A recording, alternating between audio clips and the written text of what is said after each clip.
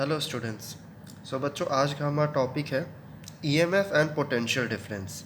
अब बेटा, ये जो ईएमएफ और पोटेंशियल डिफरेंस है ये बहुत ही मिलता जुलता टर्म है, बहुत ही सिमिलर टर्म है। कैसे? तो ईएमएफ हो या पोटेंशियल डिफरेंस हो, दोनों रिलेटेड हमारा किस चीज़ से होता है? तो दोनों के दोनों हमारा बैटरी से रिलेटेड है। किससे? बैटरी से ही रिलेटेड है। अब ईएमएफ बेसिकली हमारा क्या होता है? ठीक है, सो ईएमएफ को हम डिफाइन करते हैं that it is the potential difference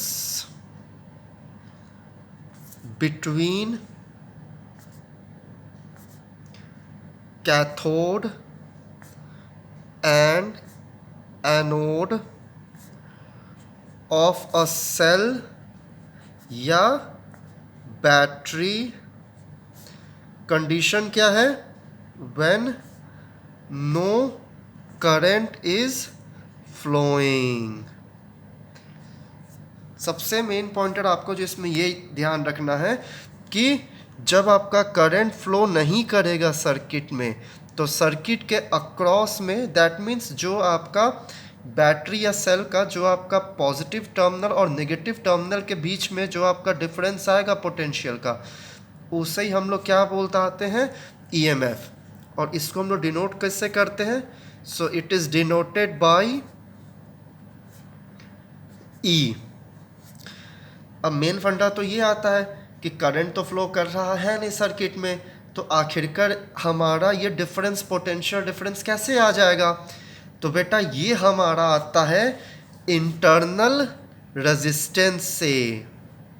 ठीक है, और ये इंटरनल रेजिस्टेंस हमेशा किस चीज़ का होता है?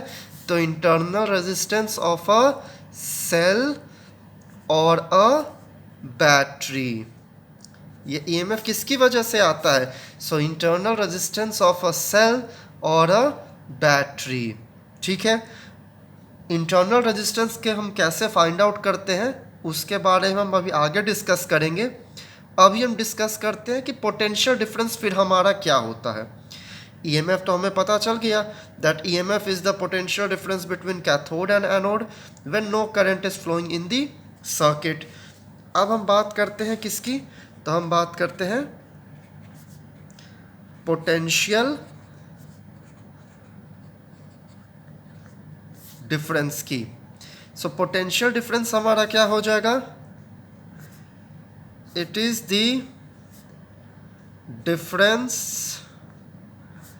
When current is flowing in the circuit. अब ये डिफरेंस कहाँ से आ जाएगा हमारा? तो आखिरकार हमारे डिफरेंस आखिरकार हमारा ये क्या होगा? तो डिफरेंस हमारा होगा V, वोल्टेज का। वोल्टेज थोड़ा सा आपका क्या हो जाएगा? कम हो जाएगा। कैसे? करंट आपका फ्लो कर रहा है, करंट आपका लॉस हुआ, हीट अप हुआ एलिमेंट आपका। मान लो कि आपने अपने बैटरी एलिमिनेटर से 2 वोल्टेज का आपने वोल्ट सप्लाई किया, लेकिन जब आप वोल्ट मीटर लगाओगे तो वोल्ट मीटर से आप देखोगे कि आपका जो वोल्टेज आ रहा है वो 2 वोल्ट से थोड़ा सा आपका कम आ रहा है। ठीक है, तो बस डिफरेंस क्या होता है ईएमएफ और पोटेंशियल डिफरेंस में कि EMF is the potential between cathode and anode when no current is flowing in this circuit, whereas potential difference is the difference between the and potential difference is the difference in a circuit। लिख लेते हैं difference in a circuit.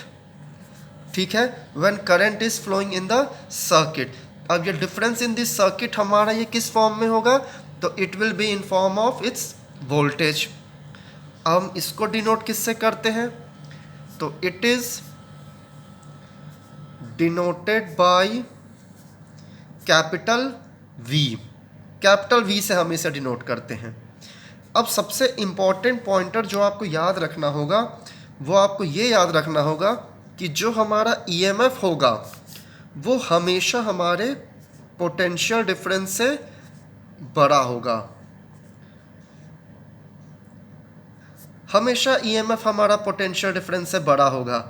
तो एक तरीके से अगर हमें EMF निकालना है और हमें अगर पोटेंशियल डिफरेंस पता है तो हम कौन से फॉर्मूले का अप्लाई कर सकते हैं? तो फॉर्मूला हमारा होगा E is equal to V plus I R, where small r is the internal resistance. Small r हमारा यहाँ पे क्या है, इंटरनल रेजिस्टेंस। अगर आपको V कैलकुलेट करना होगा तो कैसे करेंगे, V is equal to E minus I are.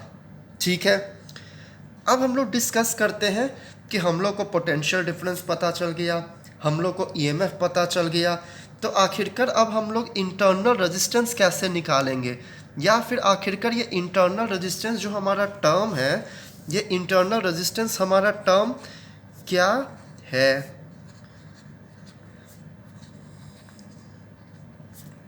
सबसे पहले जानते हैं कि इंटरनल रेजिस्टेंस क्या है। तो इंटरनल मतलब अंदर से कोई रेजिस्टेंस हो, तो ये बात तो कंफर्म है कि इंटरनल रेजिस्टेंस हमेशा किसका होगा, रेजिस्टेंस इन अ सेल या बैटरी। किसी सेल या बैटरी में ये इंटरनल रेजिस्टेंस होगा। लेकिन ये इंटरनल रेजिस्टेंस सेल या बैटरी के अंदर आता कहाँ से है, ये हमारा आता किससे है, इलेक्ट्रोलाइट। जो हमारा इलेक्ट्रोलाइट होता है सेल या बैटरी के अंदर, उसी से हमारा ये इंटरनल रेजिस्टेंस आता है। तो हम इंटरनल रेजिस्टेंस को हम कैसे डिफाइन कर सकते हैं और अच्छे से, it is the resistance offered by the electrolyte in a cell or a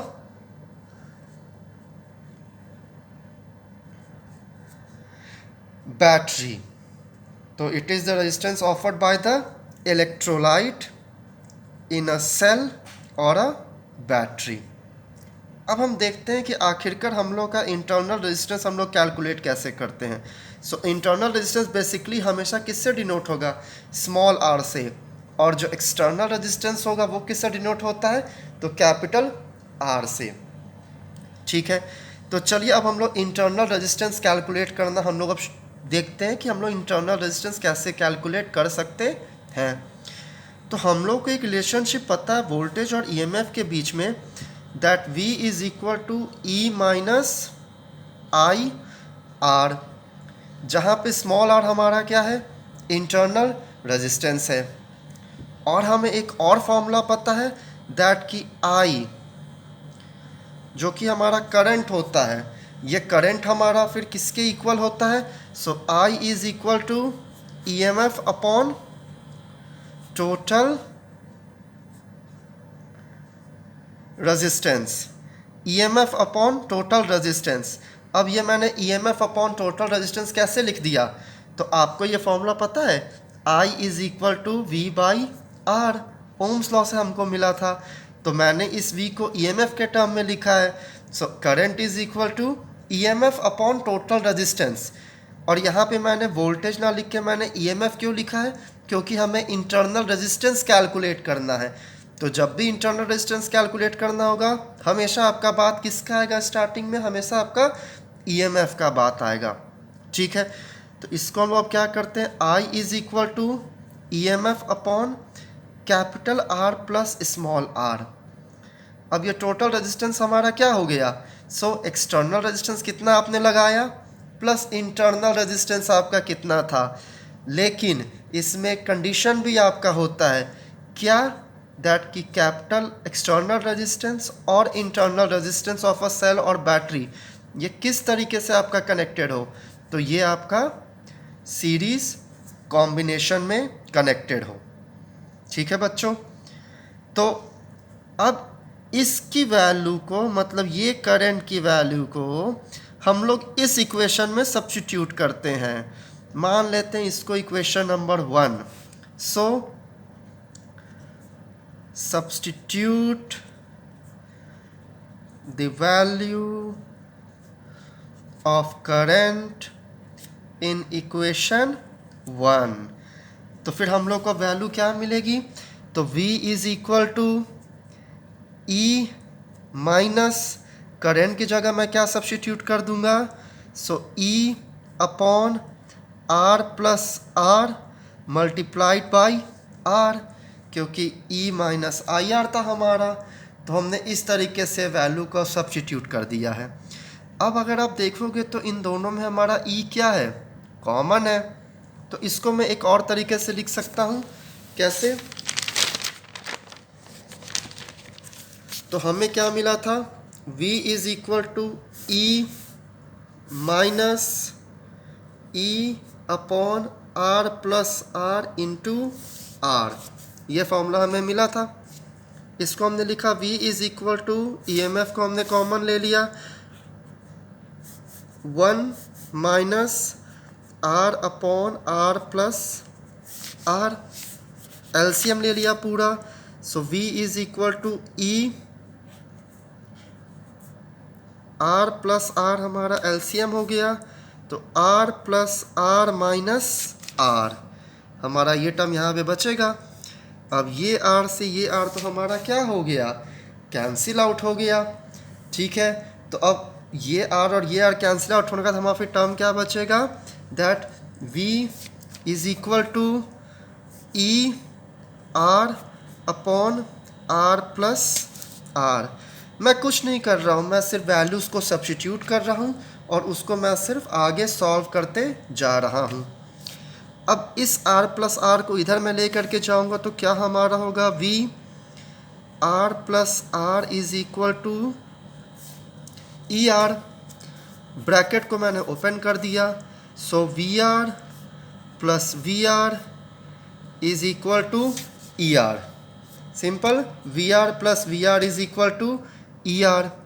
अब जो सिमिलर टर्म्स दिख रहे हैं हम उनको एक तरफ करते हैं, तो अब इसमें हमारा सिमिलर टर्म्स क्या है, तो ये रेजिस्टेंस एक्सटर्नल और ये रेजिस्टेंस एक्सटर्नल, इसको मैं कैसे लिखूँगा, V R is equal to E R minus V R. ठीक है, मैंने क्या कर दिया, E R minus V R, फिर V R is equal to R common E minus V. हमें कैलकुलेट क्या करना था, internal resistance small R, so internal resistance small R is equal to capital R E minus V upon V. ये formula हमारा बच्चों किसका है, तो ये फॉर्मूला हमारा होता है इंटरनल रेजिस्टेंस कैलकुलेट करने का। ठीक है, तो आज हमने 3 चीज़ देखा। पहले हमने देखा कि हमारा ईएमएफ क्या होता है, फिर हमने देखा कि हमारा पोटेंशियल डिफरेंस क्या होता है, और फिर हमने देखा कि इंटरनल रेजिस्टेंस आखिरकार सेल या बैटरी में किस वजह से आता है और हम इसे कैलकुलेट किस तरीके से करते हैं। ठीक है बच्चों, थैंक यू।